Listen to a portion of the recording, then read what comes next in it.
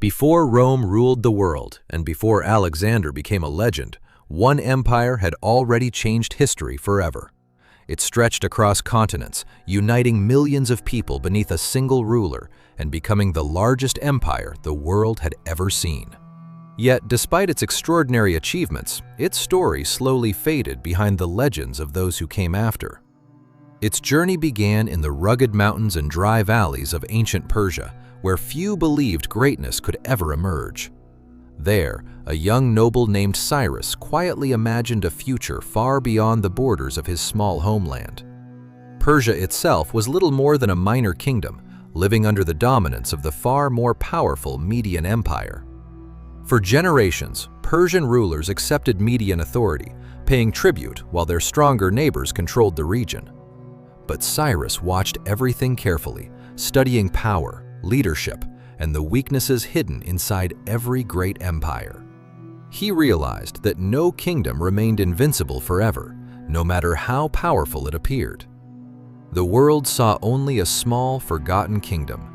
Cyrus saw the foundation of an empire that would transform history forever. Life in Persia was simple, shaped by hard work, fertile valleys, and the rugged mountains surrounding every settlement.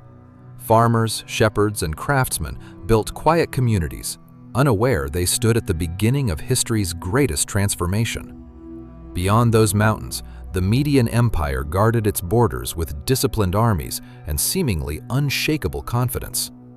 Its soldiers were experienced, well-equipped, and feared throughout the region, making rebellion seem almost impossible. While others accepted the world as it was, Cyrus studied every kingdom, every road, and every opportunity.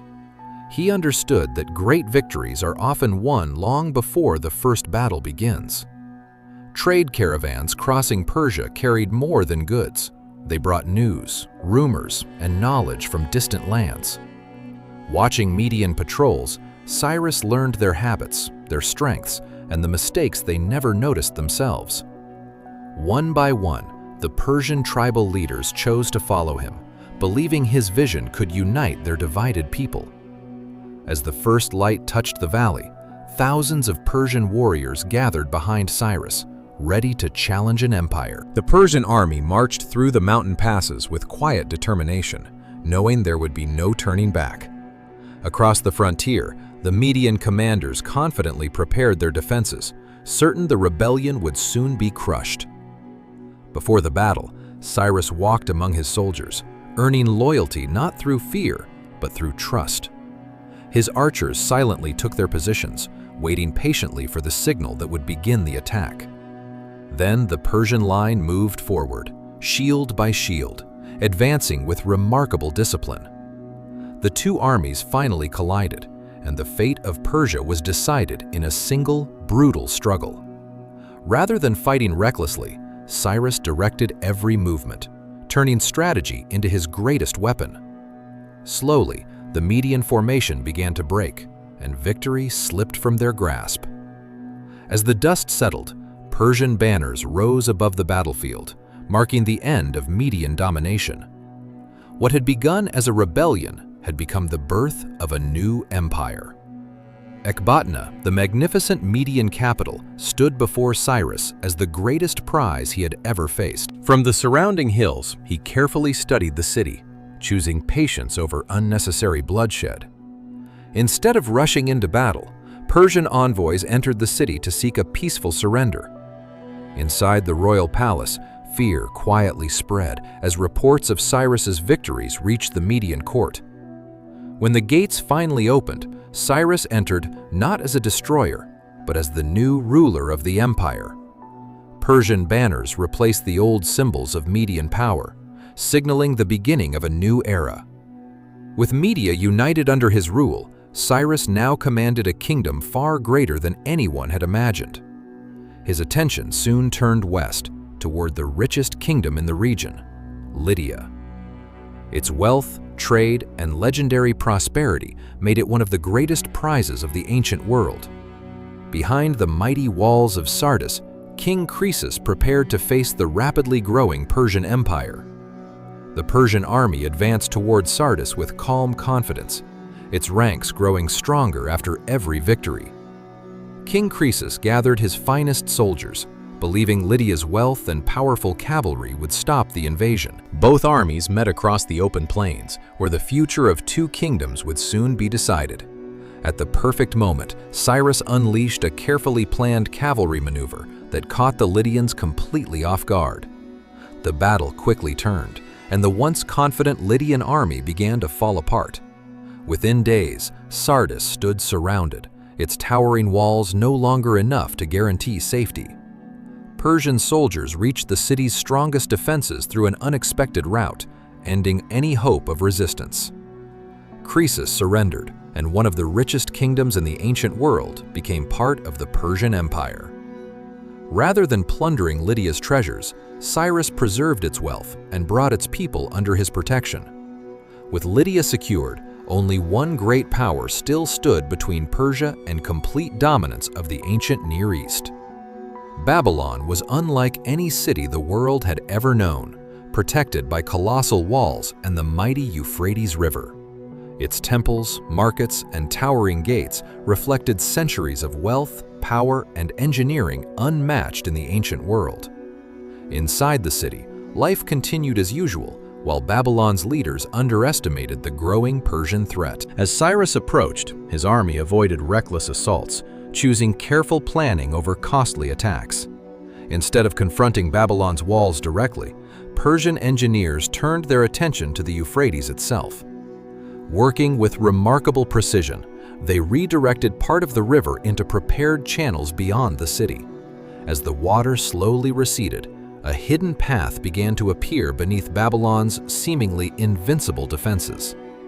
That same evening, the people of Babylon celebrated, unaware that history was quietly unfolding beyond their walls.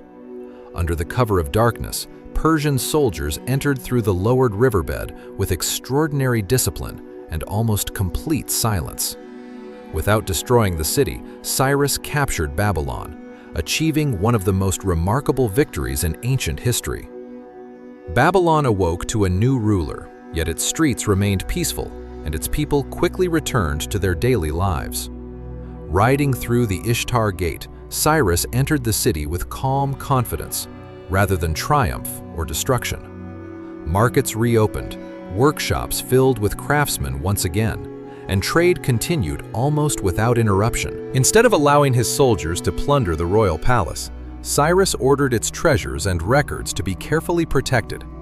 Official scribes documented the peaceful transfer of power, preserving one of history's most extraordinary conquests.